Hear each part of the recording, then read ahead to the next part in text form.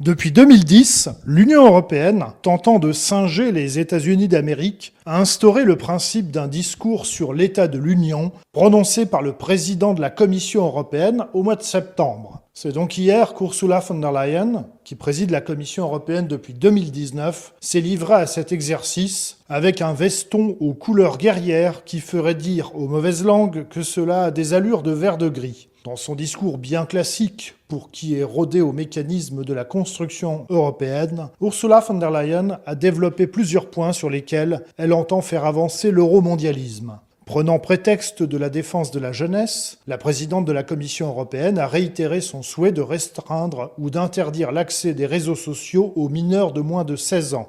Une mesure certes louable, mais qui sera en parallèle le prétexte à la généralisation de la surveillance des citoyens et qui oublie le rôle des parents dans l'éducation de leurs enfants, ce qui est bien normal puisque dans l'idéologie libérale et totalitaire qui anime les élites euromondialistes, les enfants n'appartiennent pas à leurs parents mais aux structures étatiques. Par ailleurs, sur le Green Deal, ou Pacte vert, la présidente de la Commission européenne a rappelé sa volonté de mettre en œuvre les différentes phases de ce pacte dit vert et qui s'est fixé pour objectif farfelu d'atteindre la neutralité carbone en 2050. Insuffisant toutefois pour satisfaire aux demandes des écologistes radicaux qui vont déposer une motion de censure contre elle. Enfin, Ursula von der Leyen a réaffirmé sa volonté d'en terminer avec le principe de la prise de décision à l'unanimité des États membres dans un certain nombre de domaines. Lorsque l'on évoque la question de l'unanimité des décisions de l'Union européenne en matière de politique extérieure notamment, on pense souvent à la mauvaise volonté hongroise de mettre en œuvre des sanctions contre la Russie dans le cadre de la guerre russo-ukrainienne. Mais selon Pierre-Yves Rougeron, président du Cercle Aristote, il faut plutôt rechercher du côté d'une possible future guerre commerciale de l'Europe avec l'Asie, faite sur demande des États-Unis.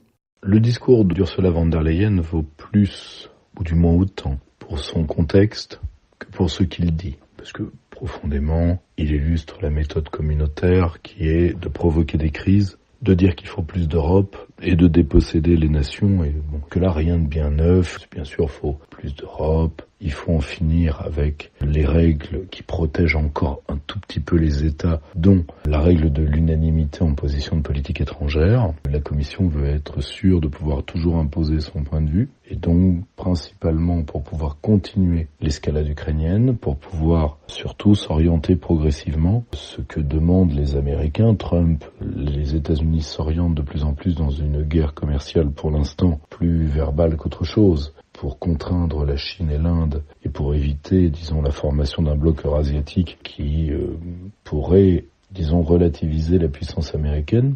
C'est les pressions sur l'Inde par rapport aux exportations, enfin au passage du pétrole russe par l'Inde qui est ensuite acheté à prix d'or aux Européens. Et en réalité, Donald Trump veut que cela cesse, terminant le suicide énergétique que l'UE et particulièrement la Commission européenne a fait faire aux Européens. Il ne faudrait pas qu'un petit pays qui soit pro-chinois, et il y en a de plus en plus parmi les petits pays d'Europe centrale et orientale, parce que dans leur recherche de maître, disons que autant l'argent russe peut leur faire peur pour des souvenirs historiques, autant l'argent chinois, pourquoi pas. Il ne faudrait pas qu'un petit pays bloque cela. Il ne faudrait pas qu'un petit pays, disons, bloque un retournement contre Pékin. Il ne faudrait pas qu'un pays qui n'est plus capable de transformer une énergie, le pétrole russe, pris en Inde parce qu'on ne peut plus le prendre directement à la Russie, qui n'est plus capable de le transformer en industrie parce que ça coûte trop cher, à un moment, 10 pouces, on arrête. En attendant, suite au discours sur l'état de l'Union prononcé par Ursula von der Leyen, Viktor Orban a annoncé que son groupe politique au Parlement européen déposerait une motion de censure contre la Commission européenne qui sera soumise au vote le mois prochain. Une autre motion de censure déposée, elle, par la gauche, sera également soumise au vote. Tout comme la précédente motion de censure déposée au printemps par l'eurodéputé roumain George Piperea, ces motions de censure n'ont a priori aucune chance d'être adoptées. Mais elles sont révélatrices d'une contestation de plus en plus forte de la gouvernance euromondialiste en place à Bruxelles et expliquent donc le tournant autoritaire de plus en plus assumé par la Commission européenne.